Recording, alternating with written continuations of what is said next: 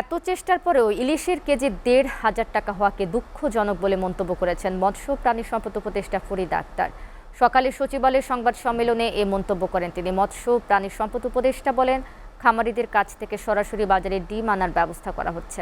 রমজানে যেসব পণ্যের চাহিদা বেশি থাকে, বিশেষ করে মাছ, মাংস, দুধ ও ডিমের খামারি পর্যায়ে উৎপাদন বাড়ানোর উদ্যোগ নেওয়া হচ্ছে। ভারত পণ্য রপ্তানি বন্ধ করে দিলেও সমস্যা নেই বলে জানান ফরিদা আক্তার। তামান্না তাহসিন খানের প্রতিবেদন। মৎস্য ও প্রাণী সম্পদ মন্ত্রণালয়ের সম্মেলন কক্ষে অন্তর্বর্তী সরকারের ১০০ দিনে কাজের অগ্রগতি বিষয়ে সংবাদ সম্মেলন করেন মৎস্য ও প্রাণী সম্পদ উপদেষ্টা ফরিদা আক্তার। আগস্টের বন্যায় মৎস্য খাতে ১,৮৯৯ কোটি টাকা ক্ষতি হয়েছে জানিয়ে তিনি বলেন, বন্যায় গবাদি পশু খাতে ক্ষতি হয়েছে ৪২৮ কোটি টাকা।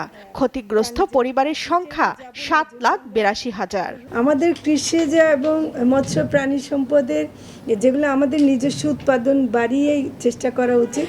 ভারত যে কোনো কারণে যদি করে, সেটা আমাদের তো কোনো হাত নাই। মৎস্য ও প্রাণী সম্পদ উপদেষ্টা বলেন, মধ্যপ্রাচ্যের দেশগুলোতে ইলিশ রপ্তানির উদ্যোগ নেওয়া হচ্ছে।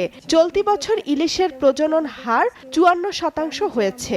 এবছর দুর্গাপূজার সময় ভারতে ৩,৯৫০ মেট্রিক টন ইলিশ রপ্তানির অনুমতি দেয়া হলেও ভারতে গেছে মাত্র ৬৬৫ মেট্রিক টন।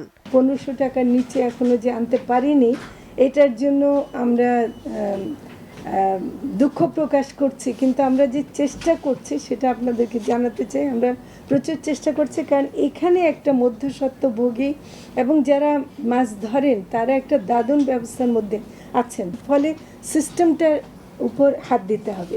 মৎস্য ও প্রাণী সম্পদ মন্ত্রণালয় ডিম আমদানির পক্ষে নয় জানিয়ে তিনি বলেন, ডিমের বাজারে ৭ বার হাত বদল হয়, এজন্য ডিমের দাম বেড়ে যায়। আসলে সিন্ডিকেট আছে, যে কারণেও দাম বেড়েছে।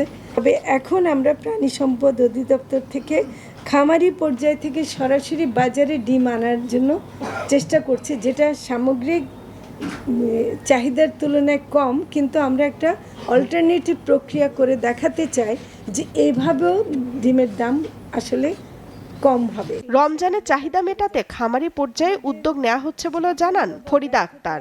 এখন থেকে বিশেষ করে ডিম, দুধ, মাছ, মাংস, এই কয়টা আইটেম রমজানে আসলে বেশি খাওয়া হয়। তো আমরা এটা খামারি পর্যায়ে এখন উৎপাদন বাড়ানো এবং কি করে খামারি পর্যায় থেকে বাজারে আনা যায়, আমরা কিছু গ্রুপ করে দিচ্ছি, তাদের থেকে সরাসরি বাজারে যেন আনা যায়। তামান্না তাহসিন খান, এসটিভি, ঢাকা।